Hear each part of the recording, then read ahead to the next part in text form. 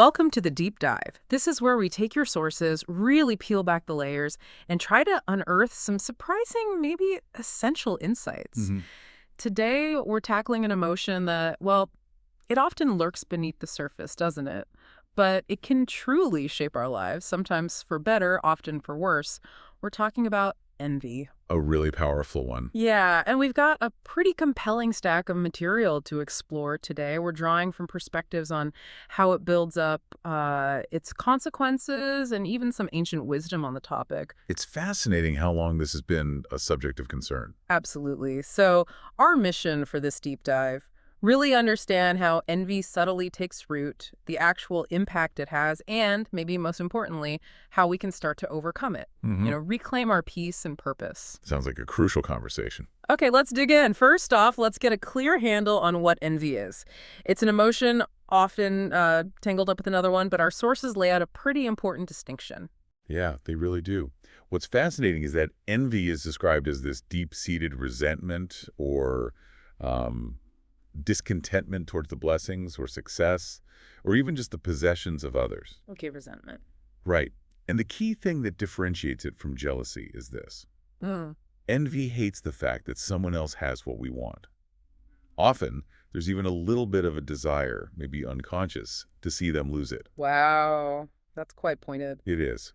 Jealousy, on the other hand, is more about the fear of losing something you already possess, Yeah. like a relationship or maybe your status. Okay, so that's a really powerful distinction. It's not just, oh, I wish I had that, but feeling actual bitterness because they have it and you feel you don't. Exactly. That bitterness is key. It suggests a lack within yourself almost that's highlighted by their gain. It feels like a zero-sum game in that view, doesn't it? Their win is somehow your loss. Precisely. That's the illusion envy creates. So if we understand what it is, maybe the next big question is how does it actually take hold? Our sources seem to suggest it's not this, like, sudden explosion. It's more subtle. Oh, definitely. The material really highlights that it grows slowly, often unnoticed. hmm It's described as a kind of relational and spiritual corrosion. Corrosion. That's a strong word. It is. And think about social media. It's highlighted as a perfect breeding ground, Yeah. right?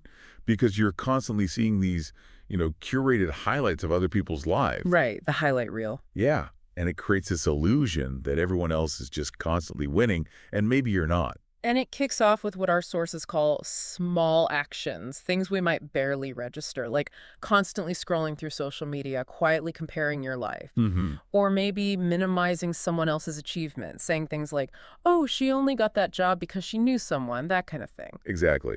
And it can also show up in more passive-aggressive ways, like Mhm. maybe complimenting someone, but there's a little bit of sarcasm underneath, Out. or even Yeah. spreading a bit of gossip that just happens to undermine someone's success. These are small outlets for that feeling.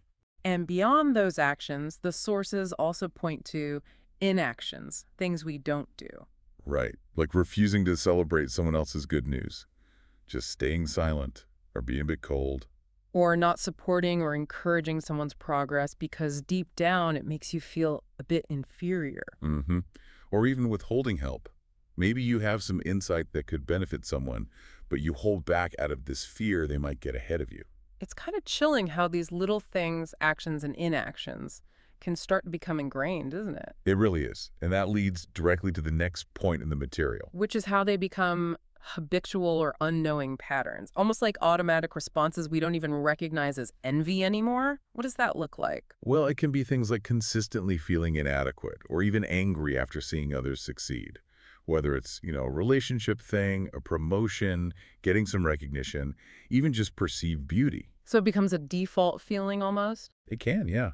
And it includes habitually assuming others maybe don't deserve their success or building this narrative in your head about how others always seem to have it easier. Right, forgetting the filters and the selective sharing you see, especially online. Exactly. You don't see the struggle behind the curated image. You mentioned the spiritual corrosion earlier. It's interesting how, if we connect this to a bigger picture, the dangers of envy aren't new at all, are they? Not at all.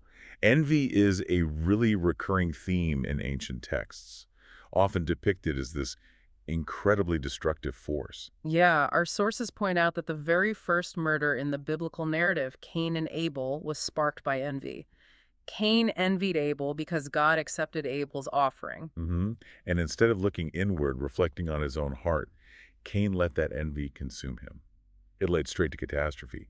It shows the potential spiritual devastation right from the start. And there's that line from Proverbs. What is it? Proverbs 14:30. Yes, a heart at peace gives life to the body, but envy rots the bones.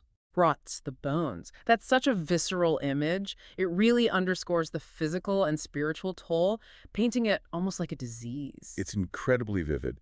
And think about King Saul, another powerful example from the text. His obsession with David after David's victory over Goliath. Right, when he heard the women singing David's praises more than his own. Exactly. Instead of rejoicing in the victory for his kingdom, envy sparked this deep paranoia. And that paranoia, fueled by envy, ultimately cost Saul everything: his peace, his kingdom, eventually his life. The sources note, and from that time on, Saul kept a close eye on David, just simmering resentment. It consumed him. And you see warnings elsewhere, Chief. James 3.16 warns, where you have envy and selfish ambition, there you find disorder in every evil practice. Disorder and evil practice, strong words. Very. And envy is listed among the acts of the flesh in Galatians 5, things that separate people from a life of peace. Even the parable of the workers in the vineyard. Oh yeah, in Matthew. Right. It highlights the kind of futility of envying others' blessings when maybe they get the same reward as you, even if their journey looked different. Okay, so we've seen how it creeps in through these small actions, becoming habitual. We've seen the ancient warnings, the destructive potential. What about now? What are the real, tangible consequences when envy takes hold in our lives today? Well, the sources are clear. Envy is fundamentally a thief. It steals joy, it damages relationships, it stalls personal progress. Internally, it just leads to bitterness, low self-worth, a real lack of joy and gratitude. It seems impossible to appreciate your own blessings when you're constantly looking at someone else's plate, right? Exactly. And it distorts your thinking, too. It makes you believe that someone else's success is somehow a direct threat to your own value, your own potential. That zero-sum thinking again. Yes. And externally, well, it just wreaks havoc on relationships. It breeds competition, rivalry, those passive-aggressive undertones we talked about. And it can even lead to actual sabotage or manipulation, like we saw with Saul and David, trying to undermine someone. It absolutely can. And perhaps the most tragic consequence, really, is how it stalls your own growth while you're obsessing over what someone else is doing or has. You're neglecting your own path, your own purpose. Precisely. Your own journey gets put on hold. It's a real trap. And these consequences, they aren't just abstract concepts, are they? Our sources give some pretty chillingly relatable modern examples. Oh, definitely. Take, for instance, a young woman who follows influencers on Instagram. You know, the type constantly posting about travel, fashion, perfect relationships. You all know that feed. Right. So maybe she starts out feeling inspired, but gradually she begins to feel inadequate. Her internal monologue starts criticizing their content, maybe finding fault. Then she might start avoiding friends in real life who seem better off. She feels anxious about her own progress, starts chasing superficial goals just to feel like she's keeping up. And loses touch with her own values in the process. Loses her peace. Exactly. Or think about a college student. Sees a friend land a really high-profile internship, maybe, while they're still sending out resumes with no luck. Yeah, that's tough. It is. But instead of maybe asking that friend for advice or working on their own resume, the envy kicks in. They start criticizing the system, gossiping about how the friend got lucky, maybe start avoiding them. Which helps no one, least of all themselves. Right. And in the workplace. The sources mention someone like, let's call him Jake, a graphic designer. He envies his colleague, Lisa, who gets recognition for a big project. Okay. Instead of maybe learning from her techniques or collaborating, he starts quietly criticizing her work to clients. Maybe he forgets to show up for team brainstorming sessions where she might shine. And that kind of thing usually backfires, doesn't it? Almost always. It leads to fewer assignments for him, maybe a tarnished reputation. His own career suffers because he was focused on her success. These examples really drive home how envy slowly poisons things. It's not usually one big dramatic moment, but this accumulation of small, unchecked thoughts and feelings. It's insidious that way. Which brings us to the crucial question, doesn't it? How do we break the cycle? Exactly. Given all this, how do we break free? What solutions do our sources offer? Well, one of the core messages, the sort of moral of the lesson seems to be that envy often masks itself as ambition, but it's a corrosive imposter. That's a great way to put it. True ambition drives you. Envy eats at you. It sells this lie that life's a zero-sum game. If they win, you lose. But the sources really push back on that, don't they? They remind us that in a broader sense, someone else's blessing doesn't actually diminish yours. Not at all. In fact, it can be seen as evidence that good things are still possible, that doors are still opening. So envy keeps you staring at their lane while your race goes on one. Perfectly said. The solution, the shift, is learning to see others' success not as a threat, but maybe as proof. Proof that good things are happening. And if it happened for them, maybe it can happen for you in your own time, in your own way. Okay, so conceptually that makes sense, but practically, what can you actually do day to day? Our sources give some concrete advice. Yes, several powerful strategies. First, practice gratitude. Consciously, daily.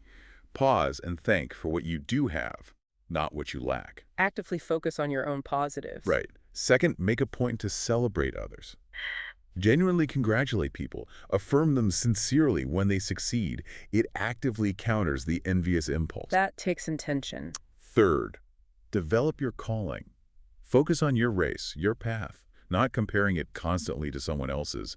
Put the energy there. And fourth, maybe manage your environment. Limit exposure. Exactly. Reduce time on social media if it's a trigger. Maybe spend less time with specific people who consistently spark those feelings of envy in you. Be mindful of your inputs. And there's one more that seemed really interesting. Praying for those you envy. Yes. It sounds counterintuitive, maybe, but blessing them in prayer can actually shift your perspective quite profoundly.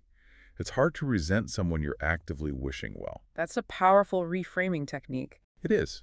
And alongside that, the sources suggest other practical things. Keeping a gratitude journal, using positive affirmations to challenge negative thought patterns. Adopting more of a mentorship mindset, trying to learn from those you might feel envious of instead of just resenting them. And getting involved in your community, which can foster a sense of shared purpose, moving beyond individual competition. So we've really taken a deep dive here into envy. We've looked at how it subtly builds up, those ancient warnings, the real consequences, and some very modern examples. And importantly, we've unpacked some actionable ways to start overcoming it. Because envy really can turn hearts bitter, make friendships toxic, and ultimately render lives kind of fruitless if we let it. But the consistent message, as our sources emphasize, is that you are uniquely made. You have your own timeline, your own purpose. You're fearfully and wonderfully made, as the texts say. So the path to freedom seems to involve choosing to rejoice with those who rejoice, rather than getting stuck in comparison. Exactly. It's about running your own race. You are not forgotten. You are not falling behind. You are simply being shaped right now, in your season, for your unique calling.